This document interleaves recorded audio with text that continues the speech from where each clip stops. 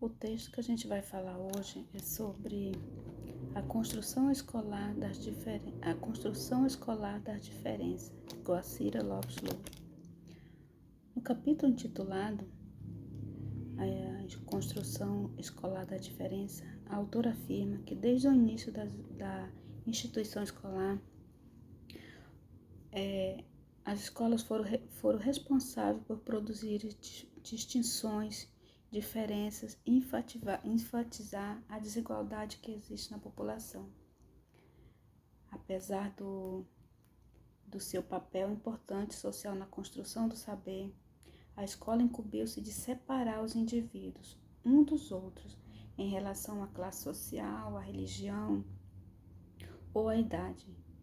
A escola ela era exclusiva de poucos.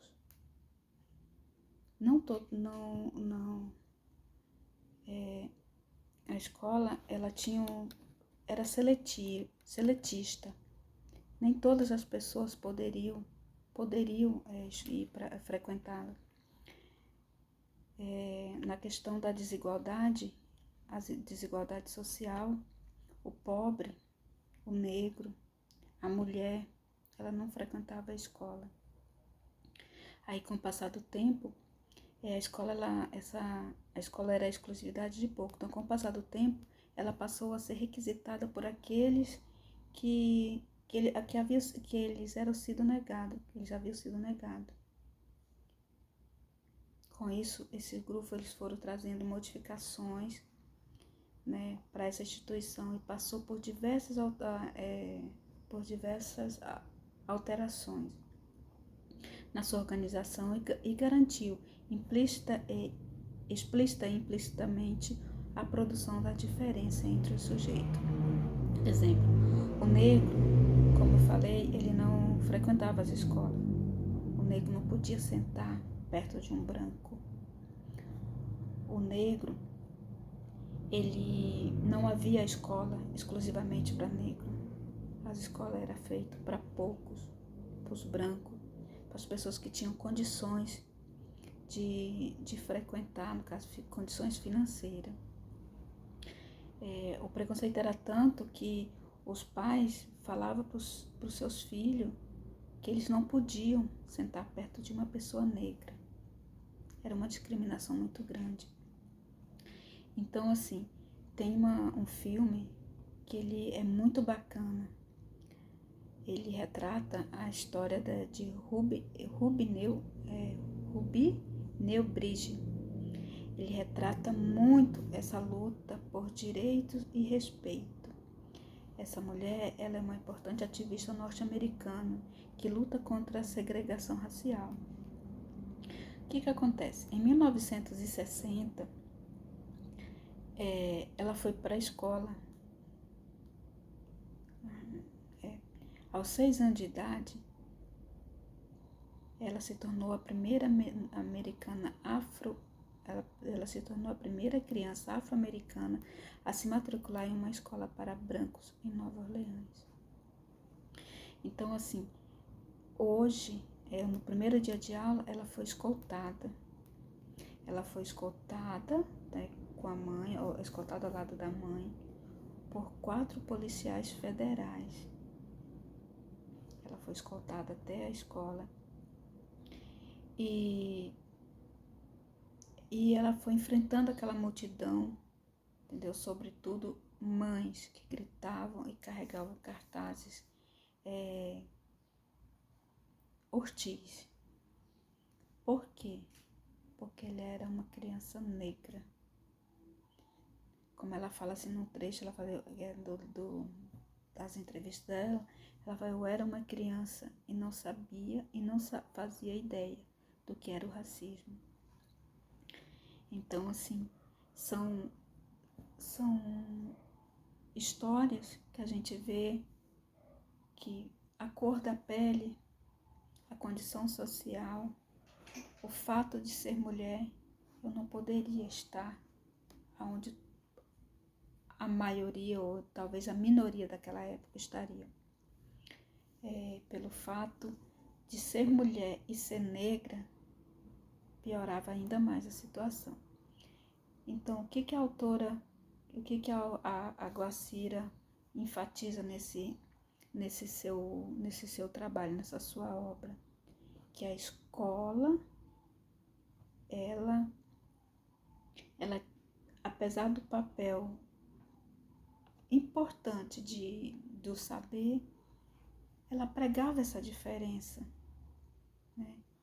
Ela pregava essa separação de meninos e meninas, né? Aí a escola então se tornou uma delimitadora de espaço, né?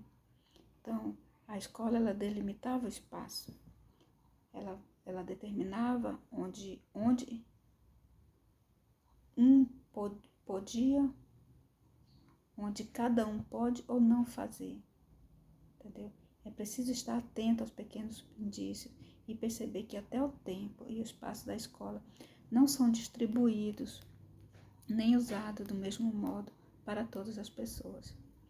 O que vemos, assim,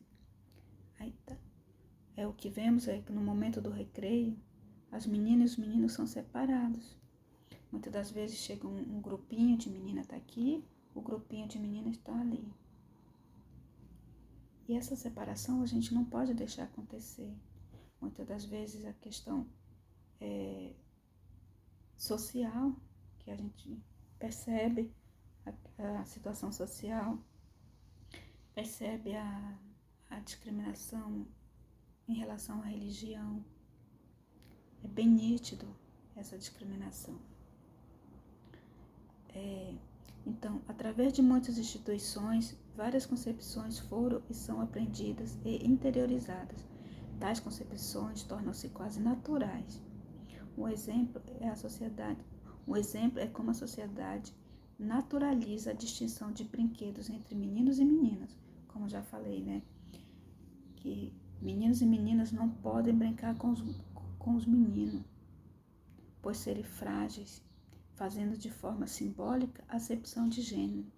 Importante desconfiar do que é considerado normal, para que, com um olhar mais aberto, seja possível lidar com as múltiplas combinações de gênero, sexualidade, classe e etnia. Aí, nós temos que conviver e aceitar as diferenças. A partir do momento que a gente convive e aceita essas diferenças, tudo muda. Tudo muda. O respeito ao outro, o respeito, ele tem que ser compartilhado. Não pode ser só meu. O respeito é meu, é teu também. O respeito é de todos nós, não somente meu. Eu não posso só exigir respeito. Eu também tenho que respeitar, para que o meu também, a minha ideologia de vida também seja respeitada. Em meio a diversos espaços onde se pode notar a materialização da distinção e desigualdade, a linguagem é um dos meios mais eficazes em se compreender tais diferenças. Além da função de desvincular a comunicação, ela acaba sendo responsável por produzir e absorver ideias, muitas das vezes sexistas, que se aliam na linguagem do dia a dia, reproduzindo múltiplas discriminações.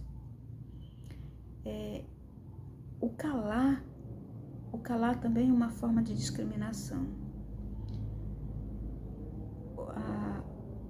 A homossexualidade, a respeito da homossexualidade nas salas de aula, ela tem que ser falada, ela tem que ser explicada, ela tem que ser explanada, porque esse silenciamento, ela acaba trazendo um dano muito drástico para esse grupo, porque se não for falado em sala de aula,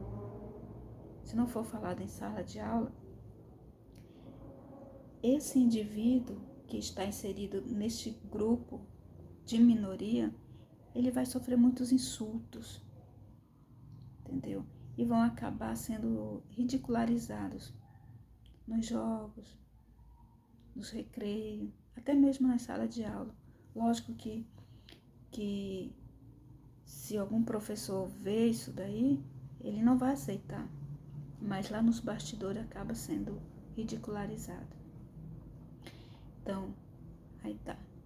Na maioria das histórias ensinadas, geralmente existe uma forte diferenciação na representação da classe social, gêneros e grupo étnico, colocando negros, índios, pobres, mulheres e homossexuais em um patamar de inferioridade e subordinação. A mulher, o negro, o índio, eles são inferiorizados. Então, esse texto ele retrata muito essa inferiorização, essa discriminação de classe, de gênero, de essa inferiorização, essa discriminação étnica. Então, o negro, o índio, os pobres, as mulheres, eles sofrem muito.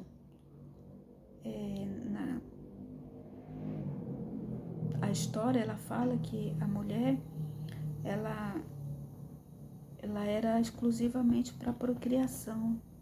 A mulher não tinha direito a voto, a mulher não tinha direito a voz. A mulher era um objeto de uso. Então, é uma discriminação.